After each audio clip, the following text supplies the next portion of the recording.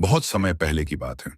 लोग मानते थे कि किसी देश की अमीरी इस बात पर निर्भर करती है कि उसके पास कितना सोना और चांदी है। राजा अपने खजाने में इन धातुओं को जमा करता और सोचता, जितना ज्यादा सोना उतनी ज्यादा ताकत। इस सोच को कहा जाता था मर्केंटिलिज्म। इसके चलते राजा और मंत्री चाहते थे कि देश का सोना बाहर न जाए। इसलिए वे विदेशी सामान पर भारी टैक्स लगाते लगाते ताकि लोग बाहर की चीजें न खरीदें। साथ ही वे देश का माल विदेशों में बेचने की कोशिश करते ताकि और पैसा देश में आए। लेकिन धीरे धीरे कुछ समझदार लोगों ने सोचना शुरू किया, क्या वाकई दौलत सिर्फ सोना चांदी है? दो बड़ी गलतियां जीता वो है। पहली गलती यह मानना कि सिर्फ सोना चांदी ही दौलत है। लेकिन असली दौलत है वो चीजें जो इंसान की जरूरतों को पूरा करें, जैसे खाना, कपड़ा, घर, दवा और सेवाएं। सोना खुद खाने या पहनने लायक नहीं होता।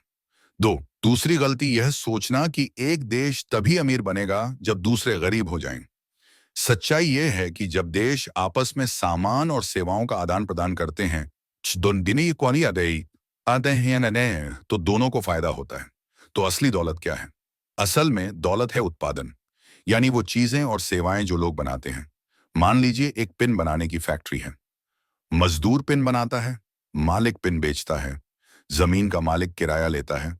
यह पूरी प्रक्रिया बनाती है असली दौलत। इसमें तीन लोगों की कमाई होती है। मजदूरी है मजदूर को, मुनाफा मालिक को, किराया जमीन मालिक को। इस उत्पादन को कहते हैं स्टॉक, यानी देश की कुल संपत्ति। अब इस संपत्ति का जो हिस्सा लोग जीने में खर्च करते हैं वो तो चला गया।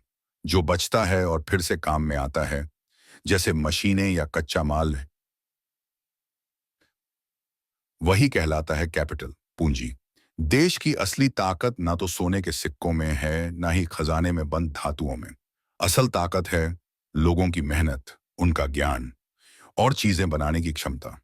जब लोग काम करते हैं, उत्पादन करते हैं और व्यापार करते हैं, तभी देश सच में अमीर बनता है।